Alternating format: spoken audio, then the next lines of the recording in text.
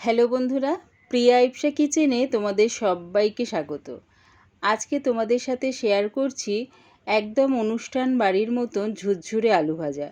কিভাবে মুচমুচে আলু ভাজা বানিয়ে নেবে সেটাই তোমাদের সাথে ভিডিওর মাধ্যমে শেয়ার করলাম।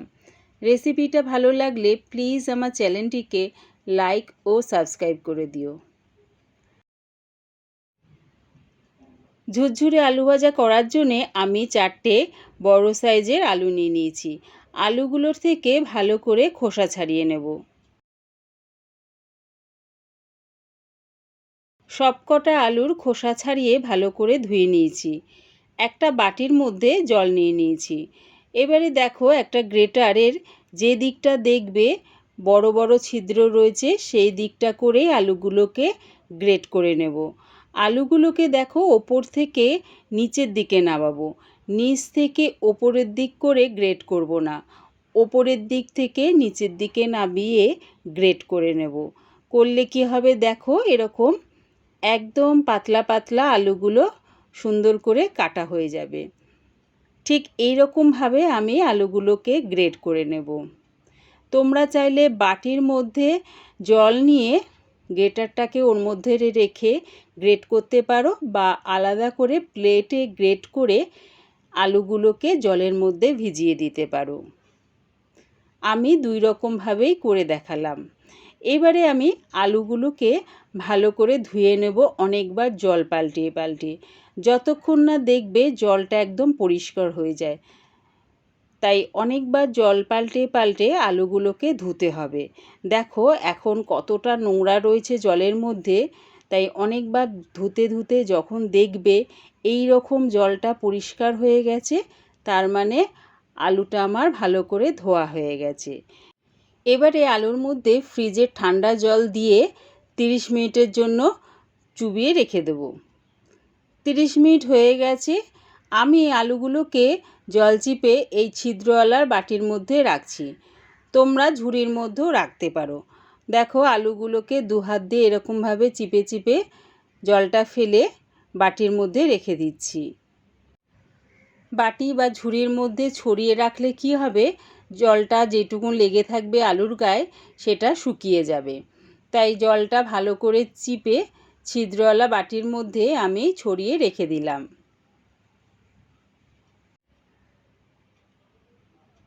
গ্যাসটাকে হাই ফ্লেমে রেখে একটা কড়া বসিয়ে দিয়েছি।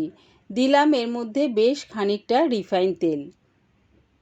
তেলটা যখন ভালো মতন গরম হয়ে যাবে তখন ওর মধ্যে দিয়ে দিলাম 1 মুঠ কাঁচা বাদাম। বাদামটা একটু নাড়িয়ে চাড়িয়ে নিচ্ছি। এর মধ্যেই দিয়ে দিলাম আমি 4টে শুকনো লঙ্কা। শুকনো লঙ্কা আর বাদামটা একসাথে ভেজে নামিয়ে নেব। বাদামটা আর শুকনো লঙ্কাটা ভাজা হয়ে গেছে। এবারে এটা একটা প্লেটের মধ্যে নামিয়ে নিচ্ছি।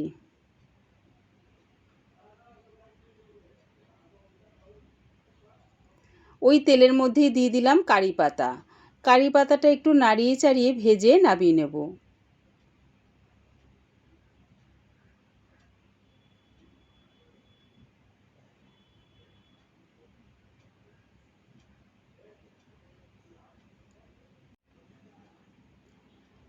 ওই তেলের মধ্যেই দিয়ে দিচ্ছি আলুগুলো।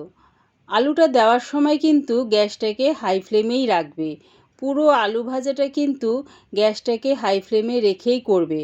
হাই ফ্লেমে না রাখলে কি হবে, আলুটা কিন্তু মুচমুচে ভাজা হবে না। তাই গ্যাসটাকে হাই ফ্লেমে রেখেই আলু ভাজাটা ভেজো। দেখো আলুটা দিয়ে আমি একটু নাড়িচাড়ি নিচ্ছি। আলুটা ভাজা হয়ে গেছে কি করে বুঝবে, দেখো এখন কীরকম তেলের ওপরে একটা ফেনা রয়েছে। যখন দেখবে এই ফেনাটা আর থাকবে না, এই রকম আলুটা তেলের ওপর ভেসে উঠেছে, তার মানে আমার আলুটা ভাজা হয়ে গেছে। এবারে আমি এটা নামিয়ে নিচ্ছি।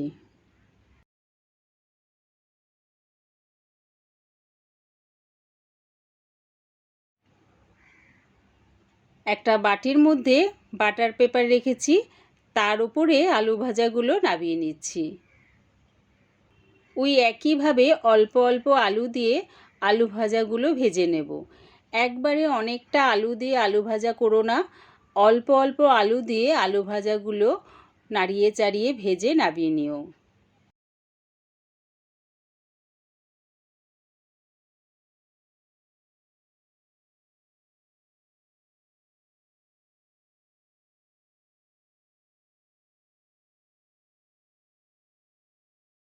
সব আলু ভাজাগুলো আমার ভাজা হয়ে গেছে, এবারে নামিয়ে নিচ্ছি।